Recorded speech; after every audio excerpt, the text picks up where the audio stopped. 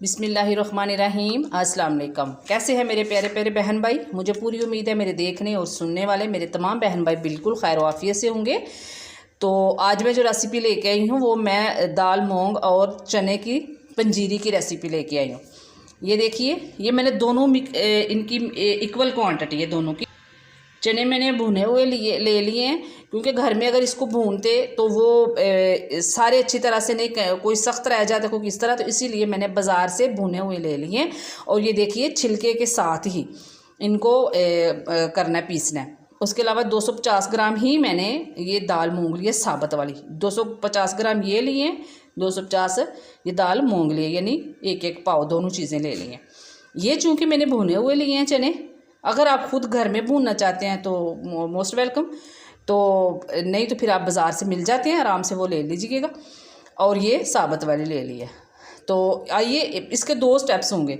आइए पहले इसको तैयार करते हैं, इसको भून लेते हैं, फिर इससे अगला प्रोसेस करेंगे इंशाल्लाह। बिस्मिल्लाहिर्रहमानिर्रहीम। ये देखिए, ये एक रफली सी कढ़ाई मैंने चूल्हे पे चढ़ा ली है। इस पे मत जाइएगा, क्योंकि ये मैंने रखी है ऐसी चीज़ें तैयार करने के लिए, वरना जो दूसरी नॉन स्टिक वगैरह की होती हैं वो तो ख़राब हो जाएंगी। ये देखिए, हाफ इसमें मैं डालूँगी, अभी सारी नहीं एकदम डालेंगे, थोड़ी थोड़ी डाल के।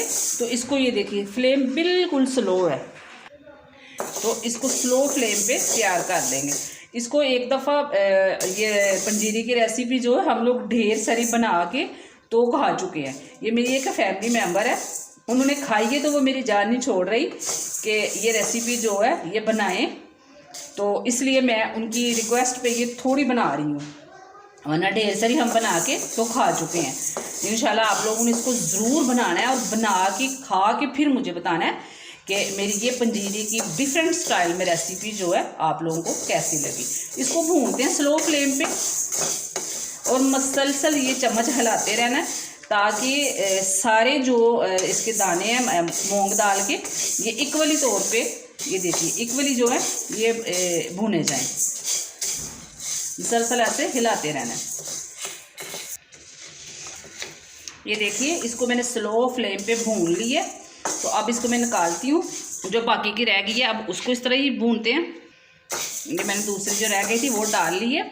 ये दालों को भूनने का मकसद ये होता है कि ये जो दाल वगैरह होती हैं, सर्दियाँ हुई हैं गर्मियाँ, इनमें नमी आ जाती है, तो जब हम इसको पीसते हैं तो वो बड़ी मुश्किल से इनकी पिसाई होती है, तो इसलिए इसको भून रहे हैं। एक तो इसमें जायका भी आ जाएगा और इसमें जो नमी होती है वो भी इसकी ख़त्म हो जाएगी। इसी तरह मैं इसको भून लूँ, तो फिर इससे अगला प्रोसेस इंशाल्लाह करते हैं। ये देखिए, ये भी तैयार हो गई है। अब मैं इसको भी निकाल लेती हूँ। ये देखिए, ये दाल मूंग और ये चने, इन दोनों चीज़ों को मैं अलग अलग पीस लेती हूँ।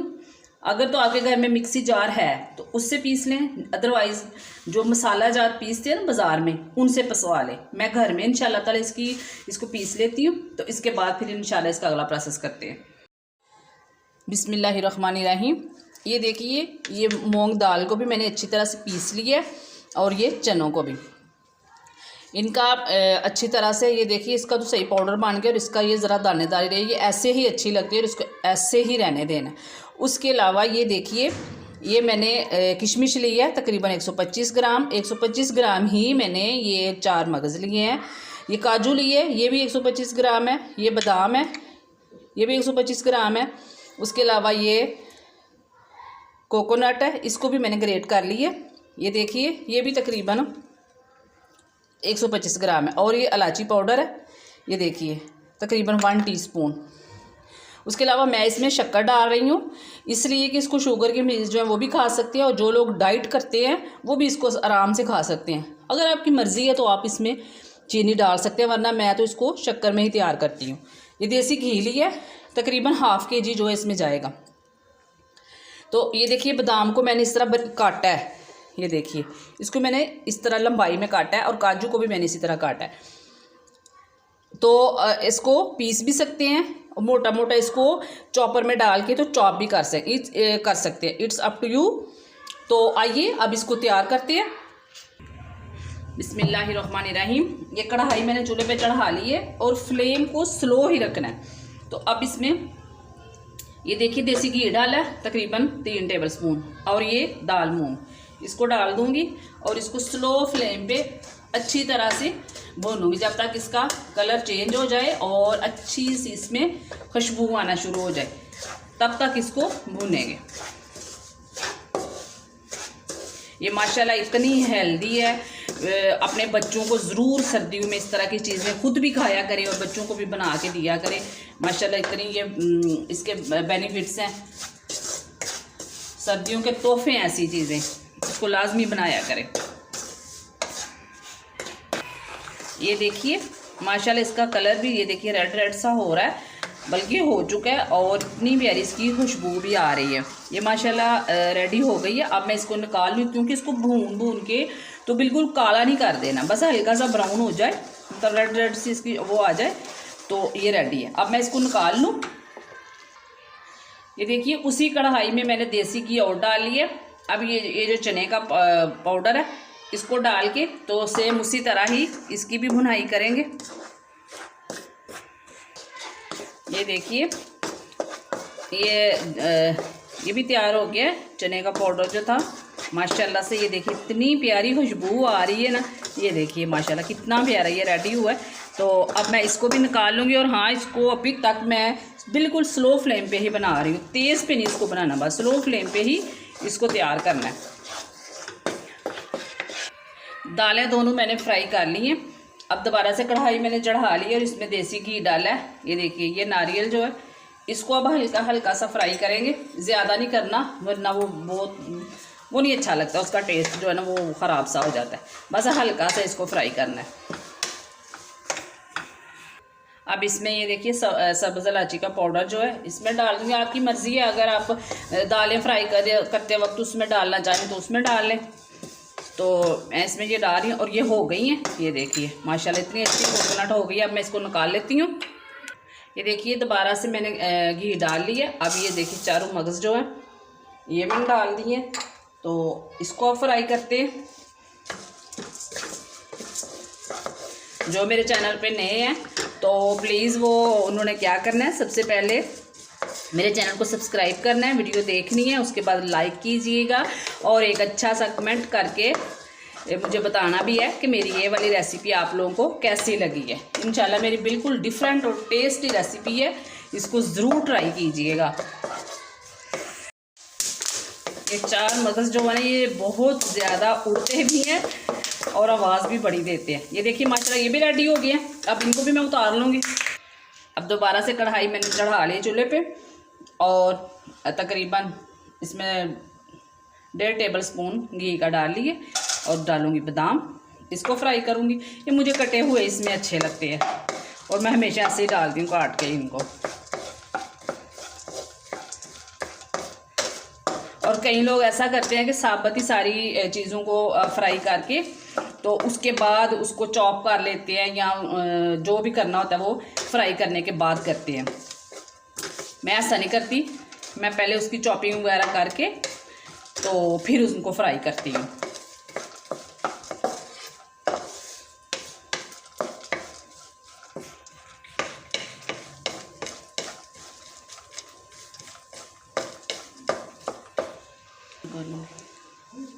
ये भी हो गया बादाम, अब इनको निकाल लेते हैं। ये दोबारा से कढ़ाई मैंने चढ़ा ली है, दोबारा से इसमें घी डाला है। अब डालेंगे इसमें किशमिश और इसको ज़्यादा नहीं फ्राई करना, ये फ़ौरन ही हो जाती है फूलना शुरू, और अगर इसको ज़्यादा करेंगे तो बड़ी जल्दी जल जाती है। ये देखिए माशाल्लाह तकरीबन 1-1.5 मिनट हुआ है, तो ये देखिए कैसे फूलना शुरू हो गई है। बस इतना ही इसको करना है। अब मैं इसको उतार लूँगी। ये देखिए दोबारा से मैंने इसमें घी डाला, तो अब रह गए इसमें काजू को भी फ्राई करेंगे। चाहें तो आप लोग इसमें अखरोट भी डाल सकते, मेरे पास पड़े हुए थे, लेकिन वही है ना कि मेरे बच्चों की बुरी आदत कि वो अखरोट जो है ना वो निकाल के फेंक रहे होते हैं। एक किशमिश नहीं इनको अच्छी लगती और एक अखरोट नहीं लगते, तो इसलिए फिर मैं किशमिश तो डाल रही हूँ लेकिन अखरोट नहीं डाले हैं ना, तो आप लोग ज़रूर इसमें डाल लीजिएगा। मेरे पास काफ़ी ज़्यादा पड़े हुए हैं, मुझे सवाद से गिफ्ट आया था, तो मैंने बस ये बच्चों के डर से ही नहीं डाले हैं कि ये फिर पंजीरी भी नहीं खाते। ये देखिए काजू भी हो गया। काजू मेरे पास ऑलरेडी रोस्टेड था, तो इसको मैंने हल्का से किया, इसलिए कि जो इसके अंदर हल्की सी नमी ड्राई फ्रूट्स में होती है वो ना रहे। तो अब मैं इसको निकाल लेती हूँ। ये देखिए अब सारी चीज़ें मैंने फ्राई करके तो इसमें एक बड़े से बर्तन में डालती गई हूँ और साथ साथ ही इसको मिक्स करती गई हूँ, बिल्कुल इक्वली हर चीज़ को मिक्स करती गई हूँ। अब यहाँ अब क्या करना है, ये देखिए शक्कर ये इसमें मैं डाल दूँगी। ये देखिए इसको शक्कर को गरम गरम मटेरियल में ही डालना है, ठंडा करके नहीं डालना। इसको अच्छी तरह से मिक्स करेंगे। बिस्मिल्लाहिर्रहमानिर्रहीम। ये देखिए अभी सारी चीज़ें जो हैं ये गरम ही हैं, तो इस तरह इसको मिक्स कर लेंगे शक्कर को अच्छी तरह से। अगर आप चाहें तो इसमें थोड़ी सी शक्कर की मिकदार बढ़ा भी सकते हैं, लेकिन आधा किलो जो है वो इसमें परफेक्ट है। अगर ज़्यादा मीठा आप लोग खाते हैं तो इसमें ज़्यादा डाल सकते हैं, थोड़ी सी, वो भी ज़्यादा नहीं, थोड़ी सी बस हाफ़ कप जो है वो ज़्यादा डाल सकते हैं। लेकिन अगर आप बिल्कुल लेवल खाना चाहते हैं तो ये परफेक्ट है, हाफ़ kg शक्कर। इसको अच्छी तरह से मैं मिक्स कर लूँ, फिर इसकी इंशाल्लाह फाइनल लुक दिखाते हैं। ये देखिए मिक्स करते हो अगर कोई गुठली इसमें आ जाती है शक्कर की तो यूँ इस पर चम्मच पे रख के दूसरे चम्मच को इस तरह कीजिए। ये देखिए आराम से इसका पाउडर बन जाता है। ये देखिए माशाल्लाह इसकी फ़ाइनल लुक मैंने टेस्ट किया, यकीन मानिए बहुत मज़ेदार है। ये देखिए स्पून मैंने टेस्ट की है, आप लोगों ने इसको ज़रूर ट्राई करना। हाँ, इसको सुबह के वक्त जो है ना खाली पेट तब लेना है, तकरीबन 4 से 5 टेबल स्पून सुबह खाली पेट, और साथ एक मग जो है वो दूध का ले लीजिएगा। इसका कोई भी साइड इफ़ेक्ट नहीं है, इंशाल्लाह ताला आपको इसके फ़ायदे ही फ़ायदे मिलेंगे। इसको ज़रूर ट्राई करना और मुझे बताइएगा कि मेरी ये वाली रेसिपी आप लोगों को कैसी लगी। मिलते हैं किसी अच्छी सी रेसिपी के साथ अगली वीडियो में, तब तक अपनी सियालकुटी बहन को इजाज़त दीजिए। ओके, अल्लाह हाफिज़।